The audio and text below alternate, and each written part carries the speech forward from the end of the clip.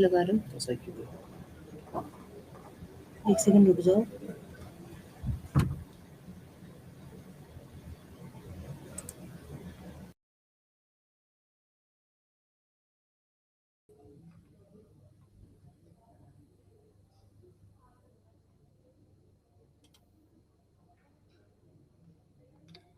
हाय guys, hello.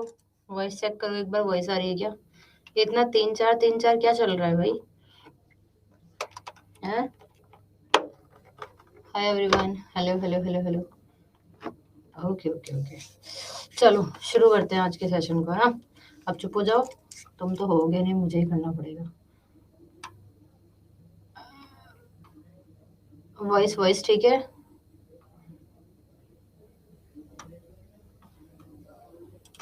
चलो, है ना?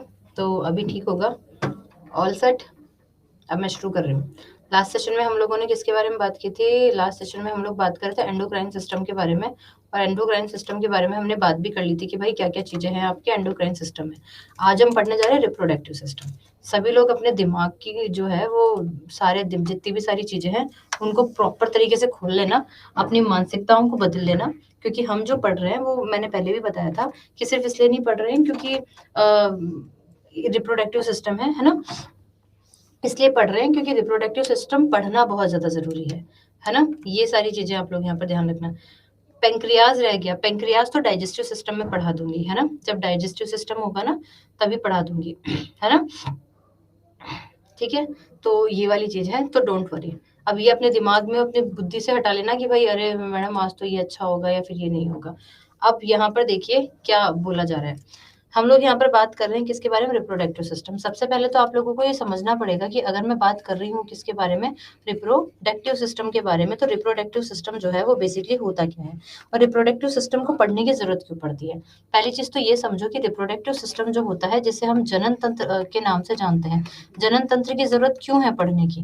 क्योंकि यही वो तंत्र है जिससे जीवन का आगे जो है वो बेसिकली फॉर्मेशन होता है, और इसी इसी इसी सिस्टम से जो है वो आगे चलकर पूरी सृष्टि चलती है ना?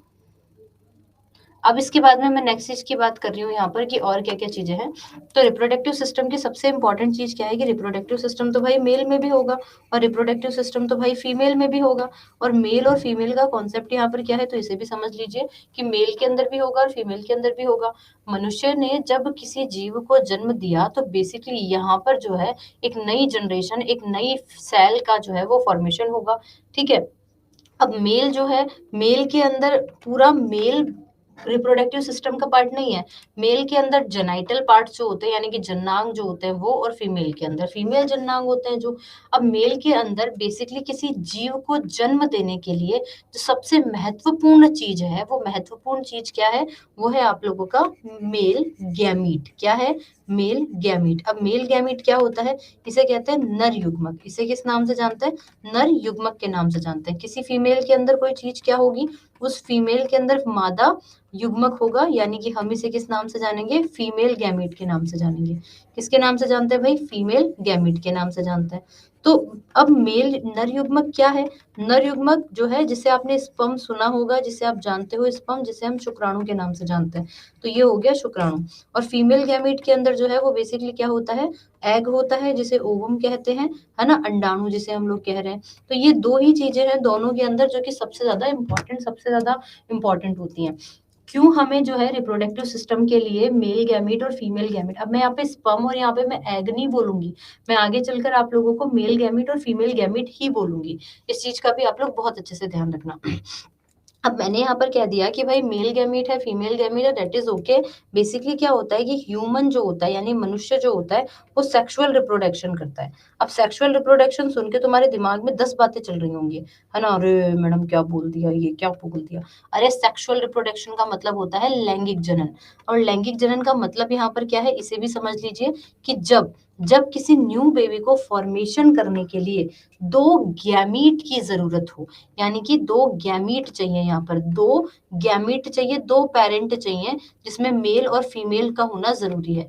अगर मेल और फीमेल का होना जरूरी है और इसी से ही जो है वो न्यू सेल का फॉर्मेशन होता है, नए जीव का फॉर्मेशन होता है, और ये दोनों गैमीट यानी कि मेल गैमीट और फीमेल गैमीट मिलकर जो है वो किस चीज का फॉर्मेशन करते हैं, तो आपको ध्यान रखना है वो जो है वो बेसिकली जायगोट बनाते हैं। क्या बनाते हैं? जायगोट, जिसे हम लोग युग्मनज के नाम से जानते हैं।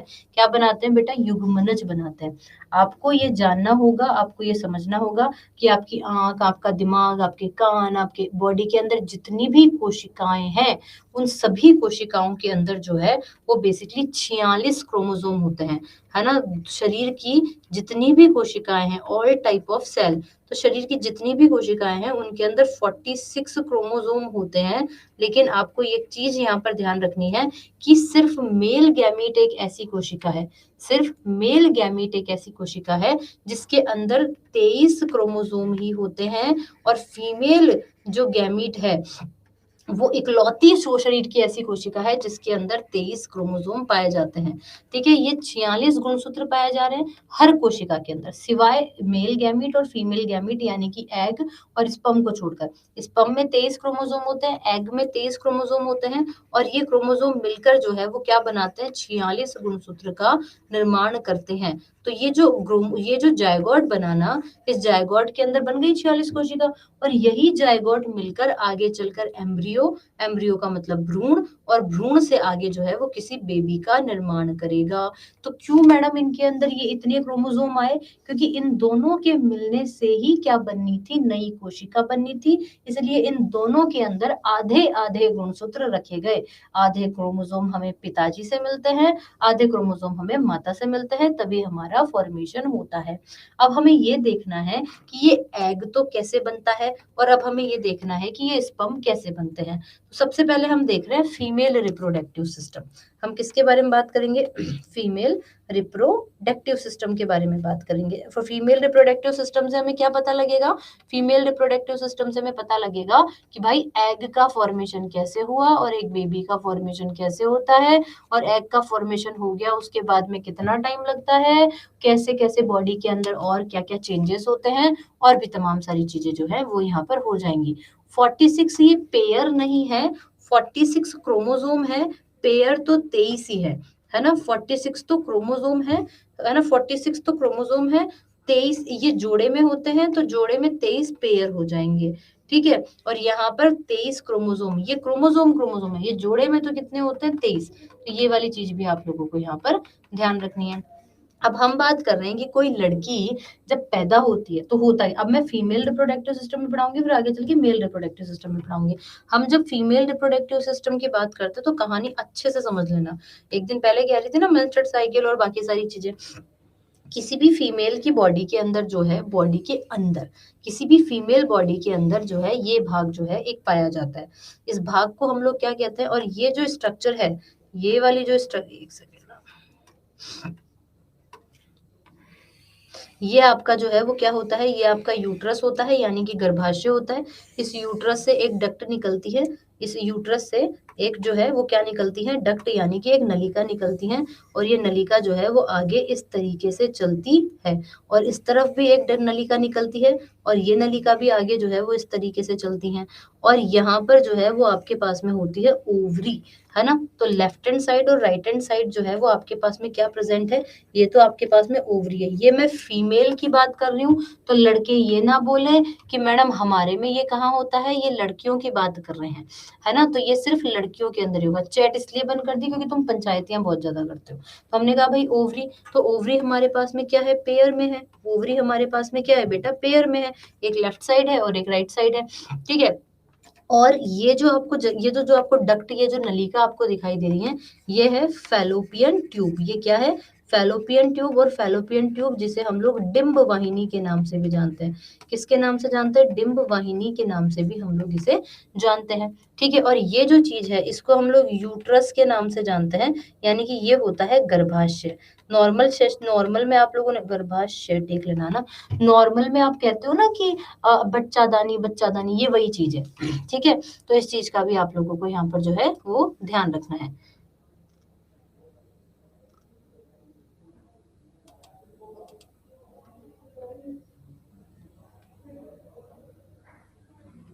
ओवरी यूट्रस से जुड़ी हुई नहीं है, मतलब उसके पास में स्थित है। तुम लोगों को मैसेजेस दिखाई दे रहे हैं क्या?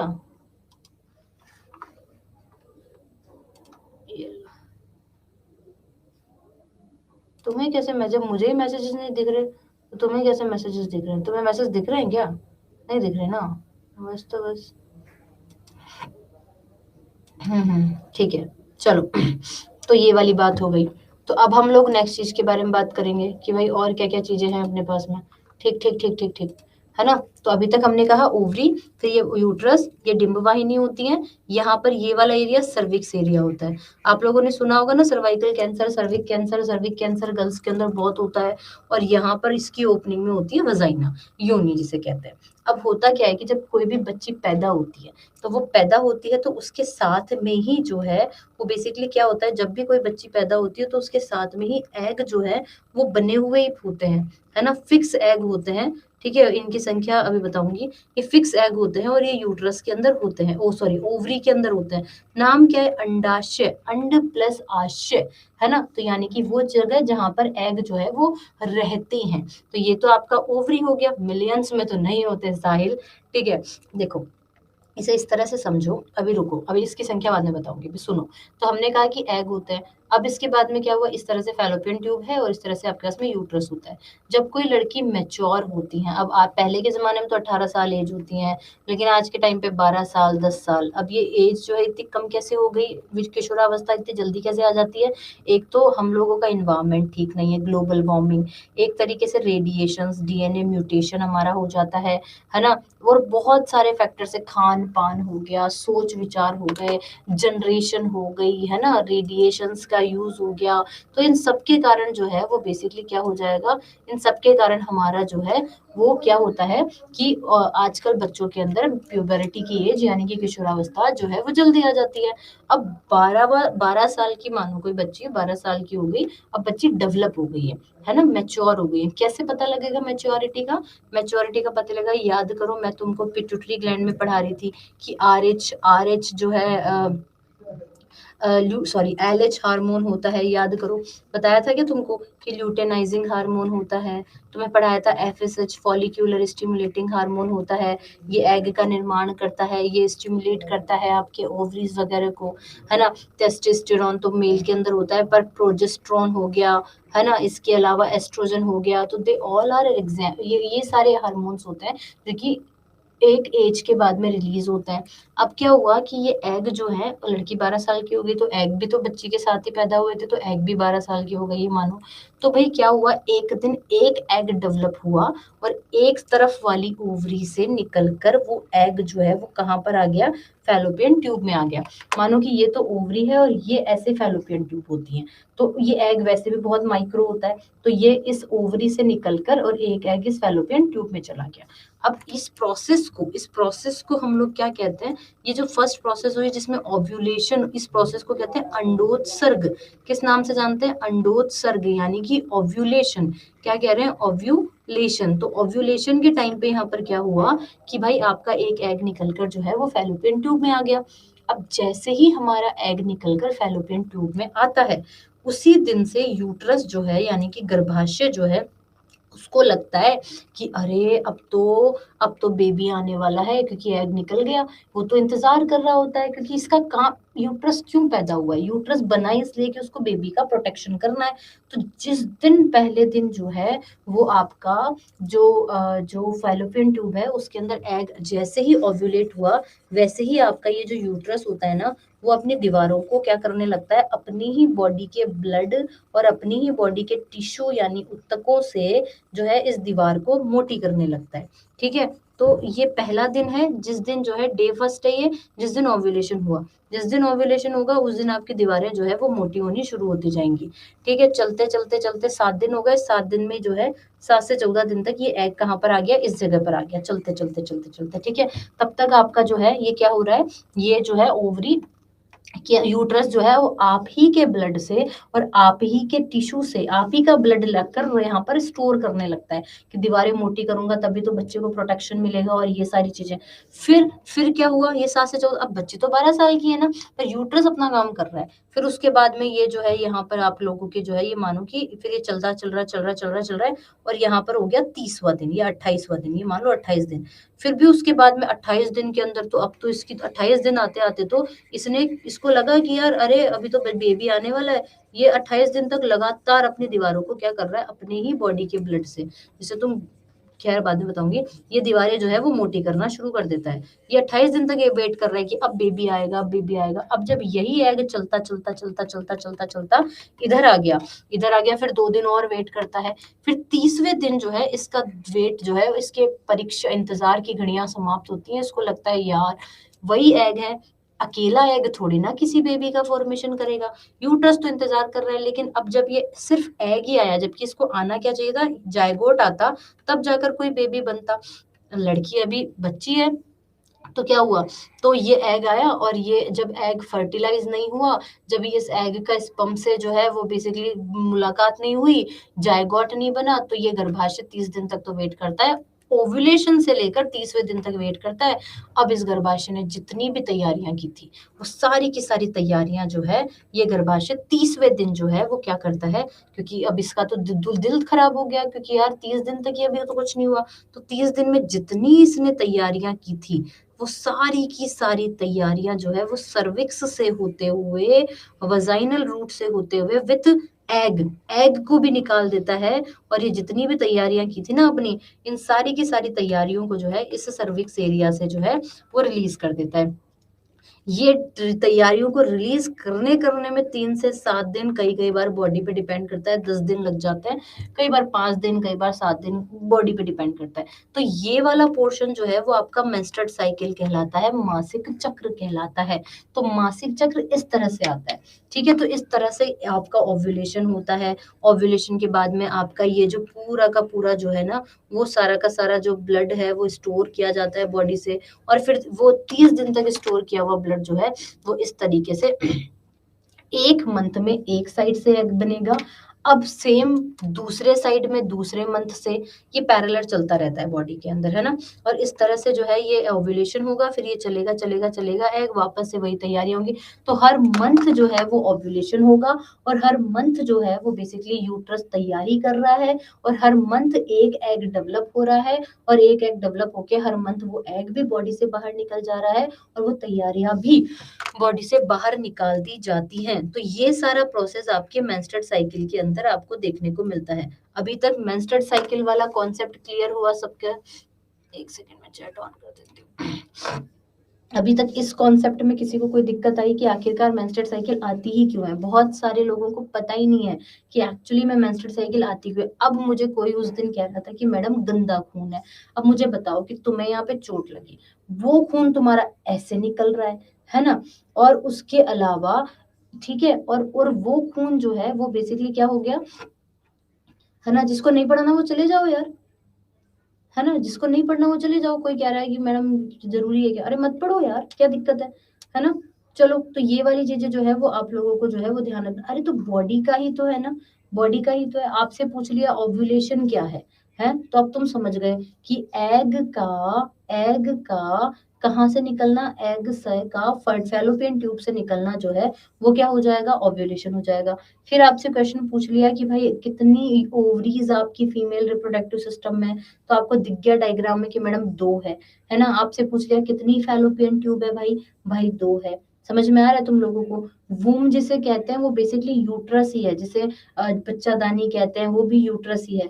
कई बार लोगों को 28वें दिन पे होता है, किसी को ये 30वें दिन पर होता है, किसी का अनबैलेंस्ड हो तो वो जो है वो बेसिकली और जो है वो चेंज होता रहता है। तो इस तरीके से ये आप लोगों को यहाँ पर ध्यान रखना है। ठीक है, इस पूरी की साइज अगर मैं बात करूँ तो ये इतनी सी होती है, इतनी सी। अब सोचो इतनी सी है जिसके अंदर आप लोगों के जो है वो बेसिकली छोटी सी ओवरी भी आ जाएगी, आप लोगों की जो है वो डिम वो भी आ जाएंगी, तो ये सारी चीजें हो गई। ठीक है ना, क्लियर हुआ नेहा? अभी तक कोई डाउट आया बेटा? अभी तो कोई डाउट आया? पवन मैं वही बता रही हूँ कि कैसे कैसे क्वेश्चन आते हैं। अभी तक मैंने वही बताया कि तुमसे पूछ लिया ओवरी कितनी है, तुमसे पूछ लिया फैलोपियन ट्यूब कितनी है, तुमसे पूछ लिया यूट्रस कितना है, तुमसे पूछ लिया कि भाई जो है वो बेसिकली ओव्यूलेशन क्या होता है, तुमसे पूछ लिया कि मेंस्ट्रुअल साइकिल के अंदर जो है वो बेसिकली ड्यूरेशन कितनी होती है। अभी तक तो ये बहुत बेसिक बेसिक सी चीजें हो गई। ठीक है ना, अब इसके बाद में बनते नहीं है गुड़िया, यही कह रही हूँ कि एग बन नहीं रहे, एग डेवलप हुए हैं, बस एग बने नहीं। एग तो बच्ची पैदा हुई तब से बने हुए थे, एग बच्ची पैदा हुई तब से बने हुए थे, है ना। एग तो डेवलप हुए हैं अभी तक, ये चीज आप लोगों को यहाँ पर जो है वो ध्यान रखनी है। ठीक है, अब ये अपनी दिक्कतों, अपनी पर्सनल दिक्कतों के लिए जो है वो एक वो लिखनी पड़ेगी तुमको। चलो अभी अब मैं आगे बात कर रही हूँ, है ना। तो इसे हम पीरियड्स कह रहे हैं, लेकिन अब हम बात करते हैं कि आखिरकार बेबी का कैसे फॉर्मेशन होता है।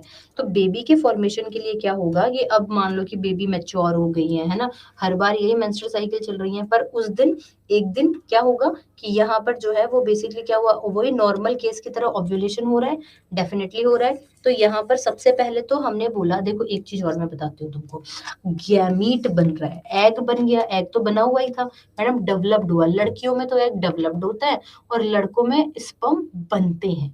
लड़के जो होते हैं वो बचपन से स्पर्म लेके नहीं पैदा होते, लेकिन लड़कियां एग लेकर पैदा होती हैं, बस वो एग डेवलप होता है। तो स्पर्म भी तो गैमीट है ना, तो आपको ध्यान रखना है गैमीट का फॉर्मेशन होता है दोनों बॉडी के अंदर, मेल के अंदर भी होगा और फीमेल के अंदर भी होगा। ठीक है, तो आपको यहाँ पर क्या ध्यान रखना है, एक सेकेंड। तो गैमीट का जो फॉर्मेशन हो रहा है, किसकी मैं बात कर रही हूँ, गैमीट का जो फॉर्मेशन हो रहा है, उस प्रोसेस को हम लोग जो है वो गैमेटोजेनेसिस के नाम से जानते हैं। यानी कि मेल के अंदर भी उस प्रोसेस को गैमेटोजेनेसिस कहते हैं और फीमेल को में भी गैमेटोजेनेसिस कहते हैं। तो इस प्रोसेस को गैमेटोजेनेसिस के नाम से हम लोग इस प्रोसेस को जानते हैं। इसमें एग का फॉर्मेशन हुआ तो भी गैमेटोजेनेसिस है, तो है ना। तो ये मेल के अंदर भी हो सकता है और फीमेल के अंदर। अगर मेल में हो गया तो जो है वो स्पर्म का फॉर्मेशन होगा, और फीमेल में जो प्रोसेस होती है गैमेटोजेनेसिस, वो जो है एग के फॉर्मेशन की होती है। तो दोनों के फॉर्मेशन की प्रोसेस को हमने क्या किया, गैमेटोजेनेसिस। पहले तो फॉर्मेशन हुआ, दूसरी प्रोसेस के अंदर लड़कियों के अंदर क्या हुआ, बेबी बनने की प्रोसेस में ओव्यूलेशन हुआ। ओव्यूलेशन का मतलब क्या हो गया भाई, अंडोत्सर्ग हो गया।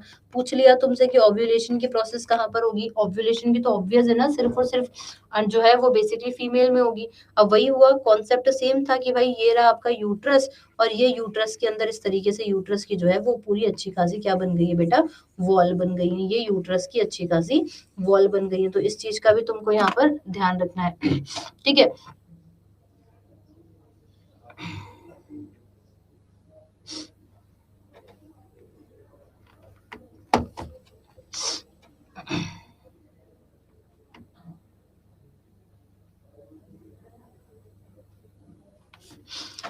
अब देखो नेक्स्ट चीज की हम लोग बात करें तो ये आप लोगों का क्या हो गया भाई, ये आप लोगों का जो है वो जो है यूट्रस वही कर रहा है। अब क्या हुआ, अब वही 7 से 14 दिन के बीच में ये यहाँ पर कहीं पर आया एग, और जैसे ही ये यहाँ पर कहीं पर आया तो क्या होगा भाई, स्पर्म। अब जो है इस दिन क्या हुआ कि स्पर्म जो है वो वजाइनल रूट से होते हुए, सर्विक्स एरिया से होते हुए वो इधर भी गए, इधर गए। उनकी थोड़ी ना आंखें हैं कि उनको पता लगेगा कि किधर जाना है, तो वो इधर भी गए, इधर तो उनको एग नहीं मिला, इधर भी गए, है ना। और स्पर्म तो मिलियंस में होते हैं, स्पर्म गए तो स्पर्म, वो पहला स्पर्म जो कि इस एग से अटैच्ड हुआ, स्पर्म जो एग से अटैच्ड हुआ, 23 क्रोमोसोम तो यहाँ पर थे, 23 क्रोमोसोम यहाँ पर थे।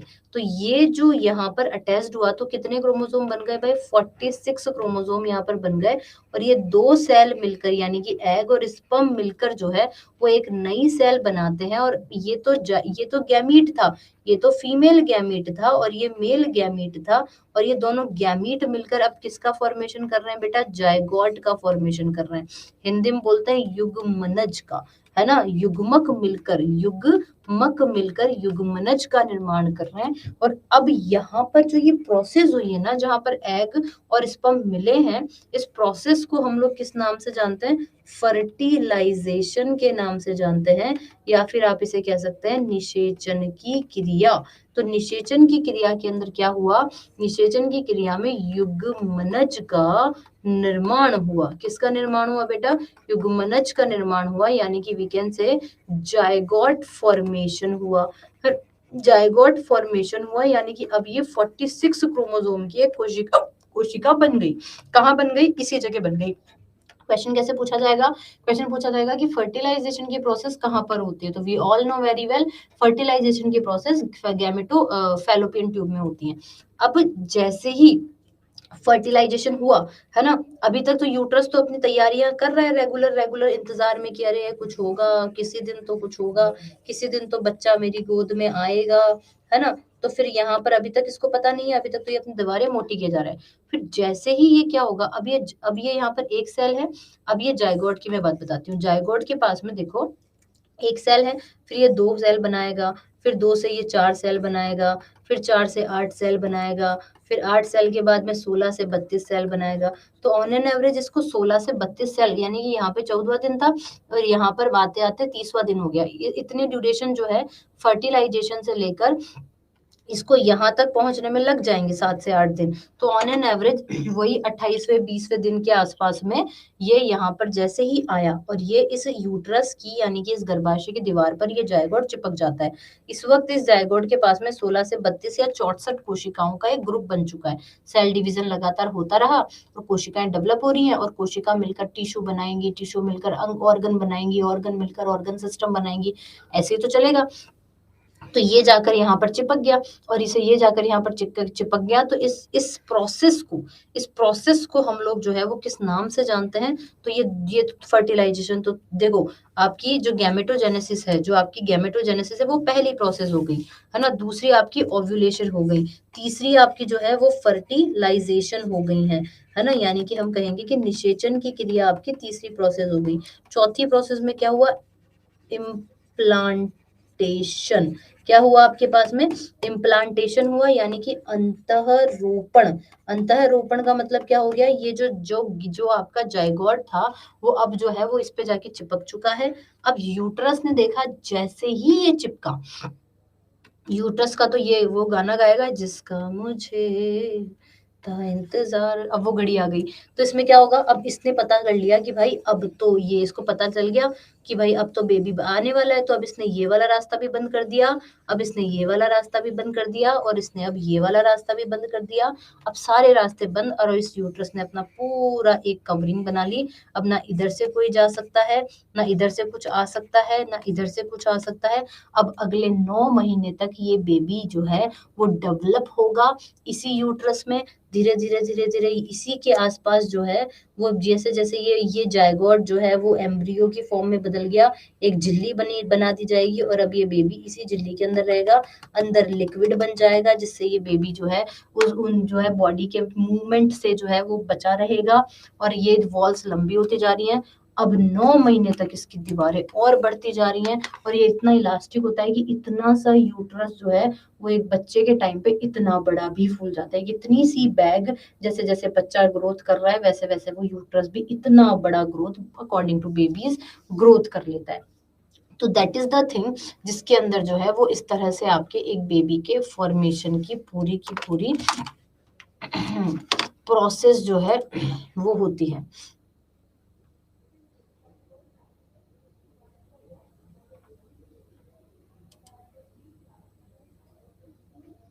मयंक का क्वेश्चन था कि मैम पता कैसे चलेगा कि एग जो है वो कैसे फॉर्म हो गया। देखो, ये हम जनरली तो नहीं पता कर सकते। मेंस्ट्रुअल साइकिल आएगी या तो तब मेंस्ट्रुअल साइकिल बंद हो जाएगी तो पता लगेगा कि भाई हो सकता है प्रेगनेंसी हो गई है। और तीसरी चीज कि जब एग ओव्यूलेशन होता है ना, जब ओव्यूलेशन होता है तो उस दिन जिस दिन फर्टिलाइजेशन होता है उस दिन हमारी बॉडी का टेम्परेचर एज कंपैरेटिवली हमें ज्यादा मिलता है 2-3 डिग्री नॉर्मल टेम्परेचर से। तो अगर कोई इंसान अपने बेबी कंसीव करना चाह रहे हैं तो वो अपने पास में थर्मोमीटर से अपने डेली रूटीन का चेकअप वो कर सकता है, टेम्परेचर जिस दिन बॉडी का टेम्परेचर ज्यादा मिले। अब ऐसा हो सकता है कि फीवर के कारण भी हो, लेकिन हाँ बॉडी का टेम्परेचर उस दिन कंपैरेटिवली ज्यादा होता है, ठीक है। और फर्टिलाइजेशन के बाद ओव्यूलेशन कैसे होगा भाई? फर्टिलाइजेशन के बाद तो ओव्यूलेशन हो ही नहीं सकता ना। दो बेबी वाले प्रोसेस के बारे में बाद में बात करेंगे। पयंक यही तो कह रही हूँ ना कि भाई जो है वो बेसिकली यूरिन कैसे निकलेगा? हाय राम, तुम्हें क्या लग रहा है कि यूट्रस के अंदर यूरिन होता है?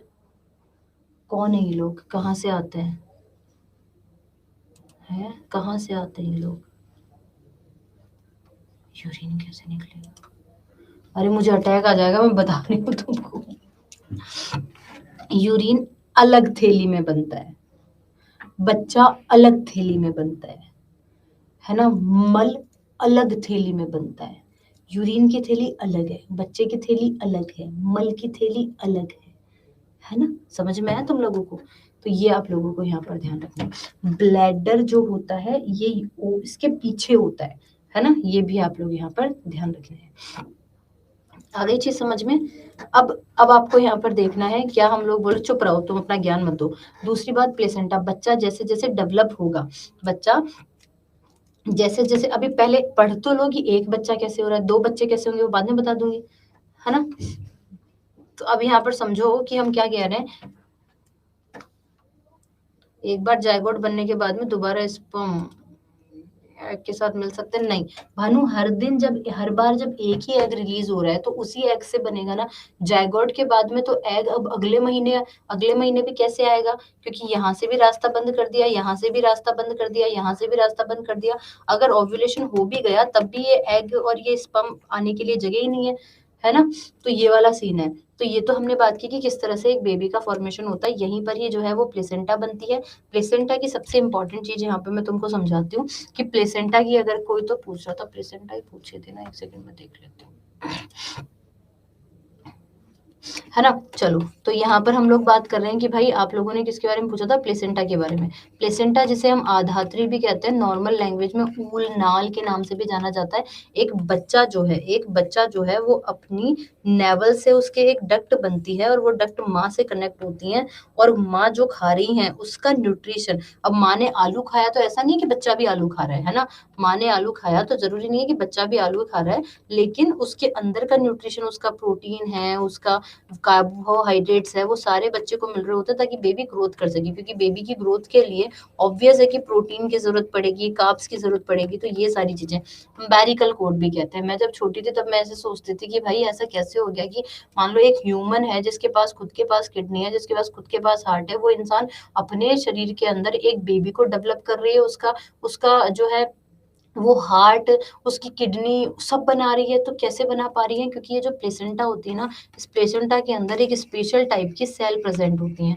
और ये जो स्पेशल टाइप की जो सेल होती है ना, ये स्पेशल टाइप की सेल को हम लोग जो है वो स्टेम सेल के नाम से जानते हैं। किसके नाम से जानते हैं? स्टेम सेल के नाम से जानते हैं। और ये जो आप लोगों की स्टेम सेल होती है, इसके अंदर मिरेकल होता है, इसके अंदर जादुई शक्ति होती है। यही वो सेल होती है जो कि नए ऑर्गन को डेवलप करती है, नए ऑर्गन को का निर्माण करती है, नए ऑर्गन को डेवलप करती हैं। तो आपके नया की लीवर बना, नए किडनी बनी, है ना, नई जो है वो बेसिकली ऑर्गन बने, तो नए ऑर्गन के लिए स्टेम सेल रिस्पॉन्सिबल होती हैं। ठीक है, तो ये भी आप लोगों को यहाँ पर ध्यान रखना है, जो कि प्लेसेंटा में ही होती है। इसीलिए आजकल एक नई थेरेपी, एक नई जो है टेक्नोलॉजी आई है, जिसको हम लोग किस नाम से जानते हैं? जिसको हम स्टेम सेल जो है वो थेरेपी या फिर स्टेम सेल टेक्नोलॉजी के नाम से जानते हैं। और इस स्टेम सेल टेक्नोलॉजी के अंदर करते क्या है कि जब बच्चा जो है वो बेसिकली क्या है पैदा हुआ, तो उसकी अम्बेरिकल कॉर्ड जो है वो भी निकलेगी। वो निकलेगी तो उस अम्बेरिकल कॉर्ड को हम लोग जो है वो स्टोरेज करवा देते हैं। किसकी बात कर रहे हैं? जो अम्बेरिकल कॉर्ड है, इस अम्बेरिकल कॉर्ड की यानी कि इस प्लेसेंटा का हम लोग संग्रह करवा देते हैं, स्टोरेज करवा देते हैं। इसका टाइम ड्यूरेशन होता है, ये 20 साल तक सेव हो सकती है, ये 50 साल तक सेव करवानी है तुमको, 100 साल तक सेव करवानी है, फिर तुम्हें उसका कुछ अमाउंट देना होता है। अब इसको स्टोर कर लिया, अब मानो कि ये बेबी जब 50 साल का हुआ, तब हो सकता है कि इसकी किडनी खराब हो गई। अब इसकी किडनी खराब हो गई और हमने इसके मम्मी पापा ने 50 साल पहले जो है ये जब पैदा हुआ था तब उसकी अम्बेरिकल कॉर्ड को स्टोर करवा दिया था, अब प्रिजर्व करवा दिया, तो जिस दिन इसकी किडनी खराब हुई उस दिन इसकी अम्बेरिकल कॉर्ड निकाली जाएगी और इसकी अम्बेरिकल कॉर्ड में से स्टेम सेल निकाली जाएगी और स्टेम सेल निकाल कर क्या करेंगे, अब सुनना, क्योंकि स्टेम सेल के पास वो पावर है कि वो नए ऑर्गन को डेवलप कर सकती है, तो इसके लिए क्या करेंगे कि अब एक सुअर, है ना, अब सुनना यहाँ पे आजकल जो चल रहा है ना, सुअर का वही जायगोट लिया, सुअर का भी तो जायगोट हो ही सकता है ना, जैसे ह्यूमन का जायगोट हो सकता है, अगर ह्यूमन का जायगोट हो सकता है तो सूरज का भी हो सकता, सूरज नहीं, सुअर का यानी पिग का भी होगा, तो पिग का जायगोट लिया और उस पिग के जायगोट के टाइम पे उसके अंदर इस ह्यूमन की स्टेम सेल को हमने जो है वो बेसिकली इम्प्लांट कर दिया। अब ह्यूमन के अंदर भी जो किडनी बना रही है वो वाली स्टेम सेल को हमने इम्प्लांट किया। अब ये सुअर जब डेवलप होगा तो 1-2 साल में डेवलप हो जाएगा, ये सुअर तो होगा, लेकिन इस सुअर के जो है पता नहीं कौवा तोता मिट्ठू बन जाएगा ज्यादा बनाऊंगी तो, पर ध्यान रखना कि ये जो पिग है, इस पिग की जो, क्योंकि पिग पैदा हुआ तब से इसके अंदर किडनी है और ये किडनी जो बनी है ये ह्यूमन किडनी बनी है। अब ये शुरू से इसका अडेप्टेशन भी इसलिए हो पा रहा है, ये अडेप्ट इसको इसलिए कर पा रहा है ये सुअर, क्योंकि पैदा हुआ उसके साथ वो किडनी थी, ये सुअर बनाया ही इसकी किडनी को प्राप्त करने के लिए। विद इन 6 मंथ्स 7 मंथ्स में ये अडल्ट हो जाएगा और इसकी जो किडनी बनी है वो किडनी जो है वो ह्यूमन की किडनी है, ये प्रॉपर हेल्दी है। अब इस सुअर को मारा जाएगा और इसकी किडनी निकाल ली जाएगी, ये किडनी जो है वो बेसिकली मनुष्य की किडनी है। अब ये जो भाई साहब बीमार हुए 50 साल वाले अंकल, इनकी बॉडी इनको किडनी चाहिए थी और इससे क्या होगा कि अब इनकी बॉडी के अंदर ये नई किडनी इम्प्लांट कर दी जाएगी, खराब किडनी निकाल ली जाएगी, तो नई नई ताजी ताजी किडनी लगी है, ये बंदा और अच्छे से जी लेगा। That's called a stem cell therapy, जो एडवांस लेवल का साइंस है, समझ रहे हैं आप। और इस एडवांस लेवल के साइंस में अभी थोड़े दिनों पहले आपने सुना होगा कि एक व्यक्ति को सुअर की जो है वो बेसिकली किडनी लगाई गई थी, तो आप लोग सोच रहे होंगे सुअर की किडनी मनुष्य में कैसे सक्सेसफुल हो गई, ऐसे सक्सेसफुल हो गई। That's called a stem cell therapy, है ना। इंडिया के अंदर पहला स्टेम सेल जो है वो किसका प्रिजर्व किया गया था, वो थी आराध्या बच्चन, आराध्या बच्चन अब ऐश्वर्या बच्चन की बेटी। और इस आराध्या बच्चन का भी इंडिया में नहीं हुआ था, आजकल तो चलने लगा है ये, है ना, इंडिया में, पर आराध्या जब पैदा हुई थी तब भी इतना नहीं ये जो है वो डेवलप था, ठीक है ना, है ना। तो आदमी सुअर की तरह क्यों बिहेव करेगा, जब आदमी के अंदर किडनी लगी है वो ही किसकी लगी है, इंसान की लगी है, उसी की खुद की किडनी है ये। इसके अंदर जो किडनी खराब हुई वो भी तो इसी स्टेम सेल ने बनाई थी, और सुअर में जो किडनी बनाई गई वो भी तो इसी की खुद की ही स्टोर की हुई जो है वो किडनी बनी है। तो सुअर की कैसे हो गई भाई, कोई लॉजिक बन रहा है इस बात का। सुअर को मार देंगे, खा जाएंगे और किडनी निकाल लेंगे। तो ये स्टेम सेल वाला कॉन्सेप्ट सब लोगों का क्लियर हुआ कि नहीं हुआ, पहले तो मुझे तुम लोग ये बता दो फटाफट से, जल्दी से बताओ। मजा आया, दिमाग खुला कि क्या क्या हो रहा है दुनिया में, है ना। अब आपसे क्वेश्चन पूछे जाएंगे कि भाई क्या होता है आपसे पूछा जाएगा कि स्टेम सेल क्या है, बड़ा खतरनाक था, है ना। हाँ, तो बेसिकली हम लोगों ने, अरे नहीं नहीं भैया रिपीट करने जितनी हिम्मत नहीं, फिर भी कर दूंगी, है ना। अब देखो,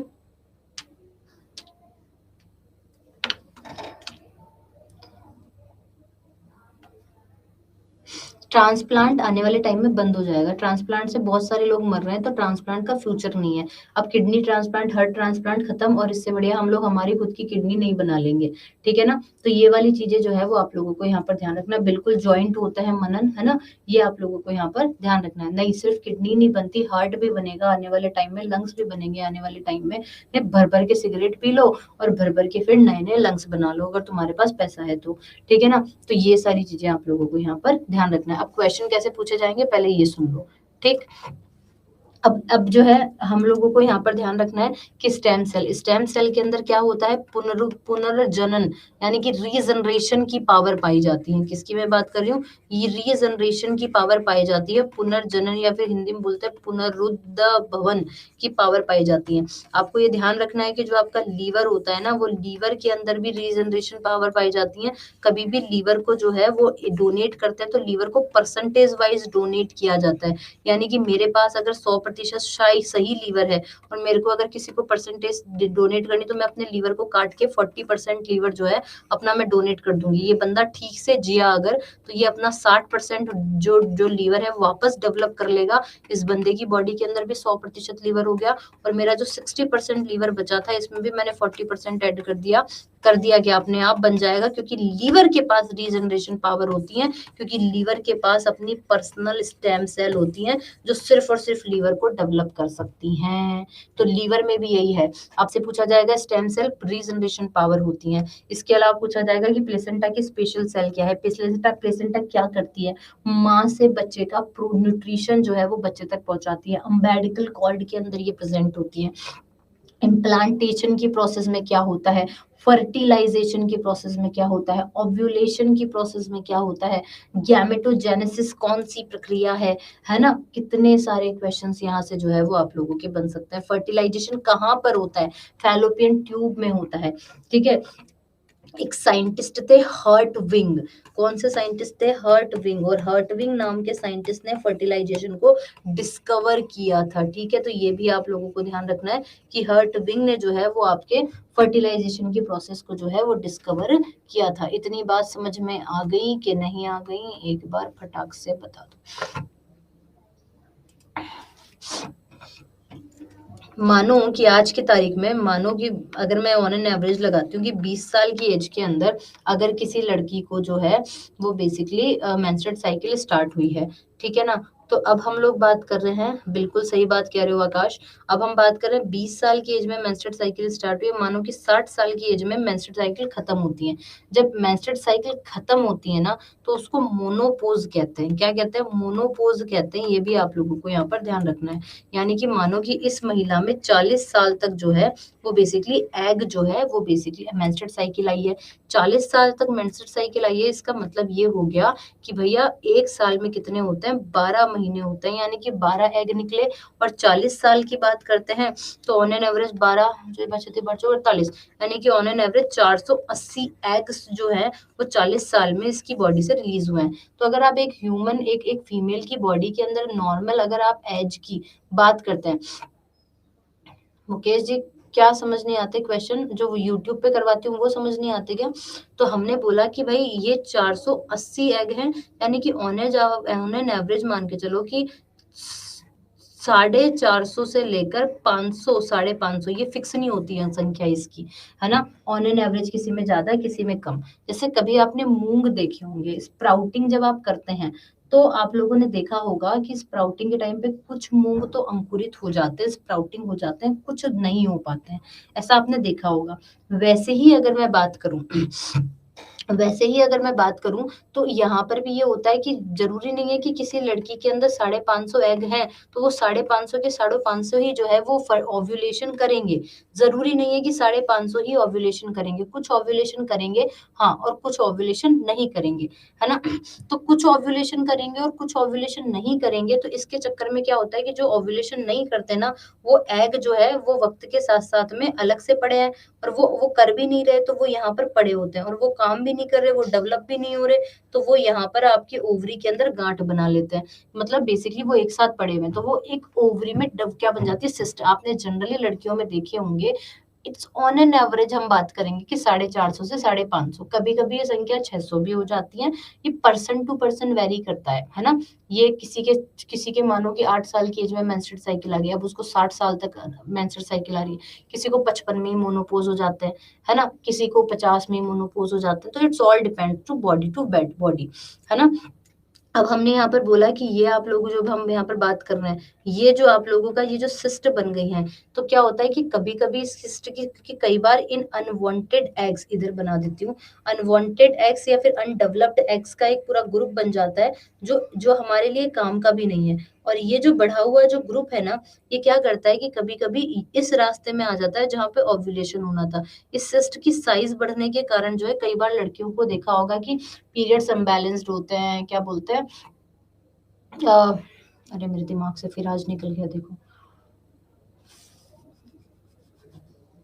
पीसीओडी कहते हैं कि मैडम पीसीओडी हो रही है। तो पीसीओडी क्यों हो रही है, क्योंकि ये सिस्ट अगर आपको कोई ऐसा कह रहा है ना कि तुम्हारे ओवरी में गांठ है, बहुत नॉर्मल है, हर लड़कियों को हो सकती है, पर अगर इसका साइज इंक्रीज हो रहा है और ये ओव्यूलेशन में दिक्कत दे रही है ना, तो जो है वो बेसिकली आप लोगों को ऑपरेट करवाना चाहिए। तो पीसीओडी का मतलब यहाँ पर यही है कि आपके ये सिस्ट बन जाती है, हार्मोन अनबैलेंस्ड है, अगर आप खा पी ठीक से नहीं रहे, अगर आपने जो है वो हार्मोन्स प्रॉपर नहीं है, आप प्रॉपर जो है डाइट अच्छे से नहीं लेते, रूटीन अच्छा नहीं है तुम्हारा, ठीक है, तो इन सब चीजों से भी पीसीओडी होता है। थायराइड के अनबैलेंस से पीसीओडी होगा, कैल्शियम के कम एब्जॉर्प्शन से पीसीओडी होगा, विटामिन की कमी से भी होगा। तो बहुत, वही हर बार कहती हूँ, जो मल्टीपल रीजन है उनमें से एक रीजन जो है वो ये भी होता है, ठीक है। तो ये वाली चीज भी आप लोगों को यहाँ पर ध्यान रखनी है। लड़कियों में जो आजकल मेंस्ट्रुअल साइकिल में चेंजेस आ रहे हैं, वो सब इन्हीं सारी चीजों के अंदर जो है वो बेसिकली आ रहा होता है, ठीक है।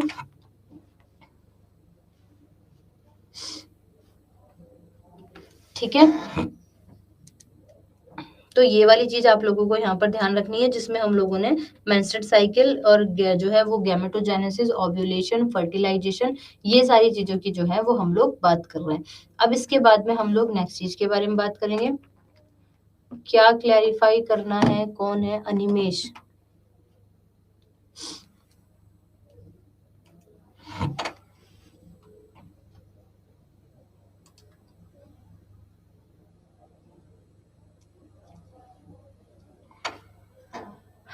ठीक है, पीसीओडी में क्या क्लैरिफाई करूं तुमको मैं?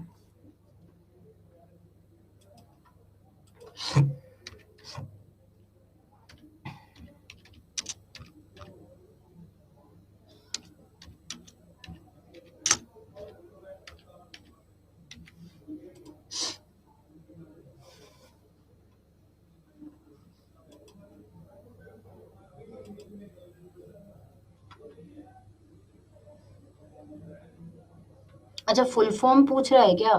फुल फॉर्म की बात है तो पॉलीसिस्ट ओवेरियन डिजीज हम इसे कहते हैं, है ना। पॉलीसिस्ट, क्या बोल रहे हैं? पॉली, पॉली का मतलब मल्टीपल, सिस्ट का मतलब सिस्ट समझते ही हो। तो पॉली की अगर मैं बात करती हूँ तो बहुत सारे, है ना, पॉलीसिस्ट ओवरियन जो है वो डिजीज, यानी कि ओवरी के अंदर बहुत सारी सिस्ट बन गई हैं, गांठें बन गई हैं, और ये गांठें और कोई नहीं, हमारे एग ने बनाई हैं, जो अनडेवलप्ड एग्स है ना। बस ये वाली चीज होती है। या तो आप इन्हें एक्सेस दवाइयों से खत्म करो, या फिर बहुत ज्यादा हो जाता है तो ओवरी वो ऑपरेशन से होता है, या फिर आप अपनी रूटीन और हार्मोन से भी इन्हें जो है वो चेंज कर सकते हैं।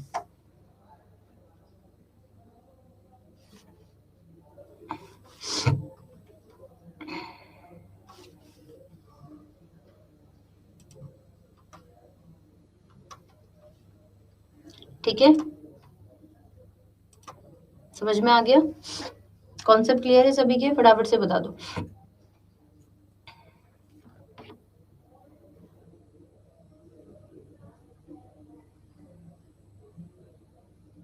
चलो चलो, धीरज, टोटल मिला के अपने पास में 550-600 की आवाज एग होते हैं, ठीक है। Best time for fertilisation after menstrual cycle के 7 से 14 दिन के बीच में। क्या पूछ रहे हो मिस्टर सिंह? कुलविंदर जी बताओ, क्या पूछा है भाई? कुलविंदर का मैसेज देखना ही पड़ेगा, नाराज हो गए। देखो, अगर मैं सीजीएल की बात करती हूँ तो सीजीएल में तो फिर भी ज्यादा क्वेश्चन आते हैं, सीएचएसएल में तो कंपैरेटिवली कम आते हैं। बताओ कुलविंदर, फटाफट से क्या पूछ रहे हो? लीवर का रीग्रोथ होता है? हाँ, रीग्रोथ होता है। प्रेगनेंसी एज लिमिट, जब तक आपको मेंस्ट्रुअल साइकिल आ रहे हैं तब तक प्रेगनेंसी की हो सकती है, रिस्की प्रेगनेंसी हो सकती है, लेकिन अगर राइट एज बोले तो 25 एज टू लेकर 30-32 साल मैक्सिमम में कोई भी फीमेल प्रेग्नेंट हो जाए तो बेबी हेल्थी होता है, बच्चे तो पैदा कर सकती हैं पुरान और भी ज्यादा एज में, जब तक मेंस्ट्रुअल साइकिल आ रही है तब तक, लेकिन फिर वो बच्चे हेल्दी बच्चे नहीं पैदा होंगे। चलिए, समझ में आई? इट्स नॉट अबाउट, मेरा बात को समझने का मतलब, कहने का मतलब समझिए, ठीक है। हाँ, जन्म से ही मौजूद होते हैं। लेट पीसीओडी के कारण आ सकते हैं, हार्मोन अनबैलेंस्ड के कारण आ सकते हैं, टेंशन के कारण आ सकते हैं, वो सब हार्मोन अनबैलेंस्ड का ही कॉन्सेप्ट है। फर्टिलाइजेशन के बाद में अगले महीने ही एग रिलीज होगा। अगर फर्टिलाइजेशन ही हो चुका है तो फिर एग रिलीज होगा ही नहीं, क्योंकि रास्ते बंद हो चुके हैं। और बताओ।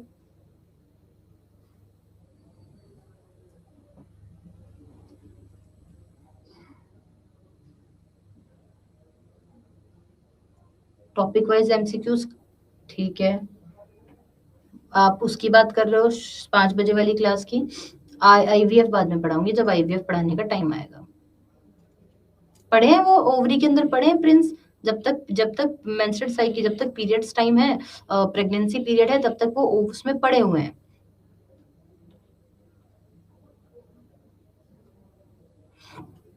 मेरी नीरज मैम साइंस के नाम से कुछ क्लासेस मिल जाएंगी जिनमें यूट्यूब पे भी पढ़ाए हुए हैं ये चैप्टर, ठीक है। मेरा टेलीग्राम क्यों नहीं मिलता भाई? कुछ नहीं है टेलीग्राम में। NEERAJ Neeraj MAM। मैं तुम्हें सर्च करके बताती हूँ, तुम्हें पता नहीं क्यों नहीं मिलता, मुझे समझ नहीं आता। आप देख लीजिए, ये टेलीग्राम है, दिख रहा होगा तुमको, नीरज मैम साइंस के नाम से, ठीक है। ऐसे ही टाइप करना है, मिल जाएगा। ठीक, चलो बाय बाय, टेक केयर।